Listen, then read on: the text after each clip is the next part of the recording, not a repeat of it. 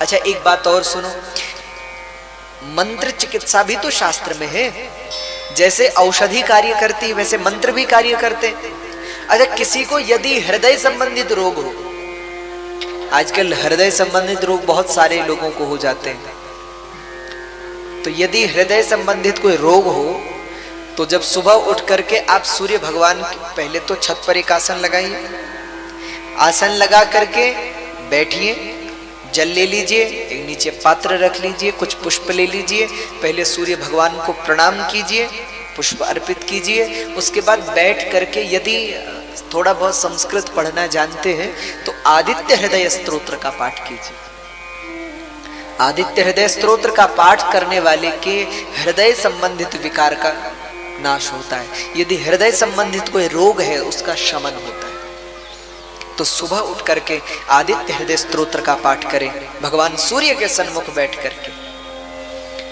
ओम रश्मिमन्तं समुद्यन्तं देवासुर नमस्कृतं पूजयस्व विवस्वन्तं भास्करं भुवनेश्वरं सर्वदेवात्मको येष तेजस्वी रश्मिभावना एष देवासुरगणान् लोकान् पाति गभस्तिभिः एष ब्रह्मा च विष्णुश्च शिवस्कन्धः प्रजापति महेन्द्रो धनदः कालो यमः सोमो यपाम्पति पितरो वसवः साध्या अश्विनौ मरुतौ मनु वायुर्वह्निः प्रजा प्राणा ऋतुकर्ता प्रभाकरः। इस प्रकार से भगवान सूर्य की स्तुति करें।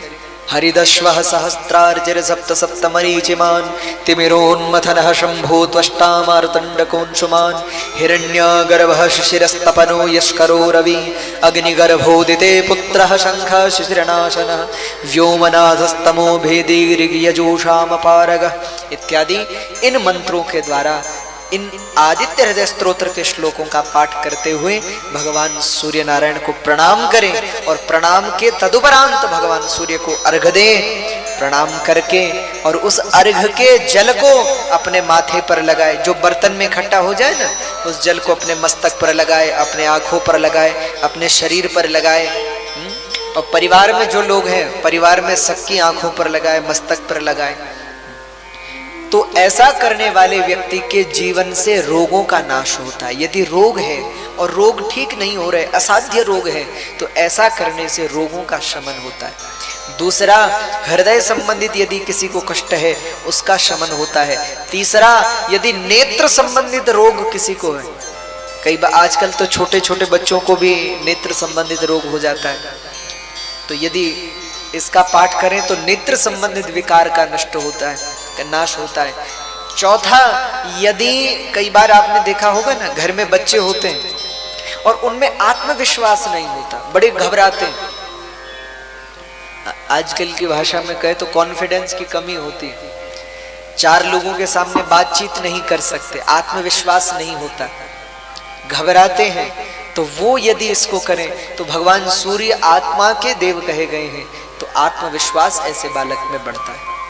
इसीलिए भगवान सूर्य की उपासना अवश्य करनी चाहिए।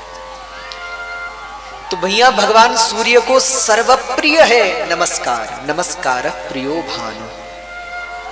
और उसके बाद आप देखें कि अलंकार प्रियो विष्णु, भगवान विष्णु को क्या प्रिय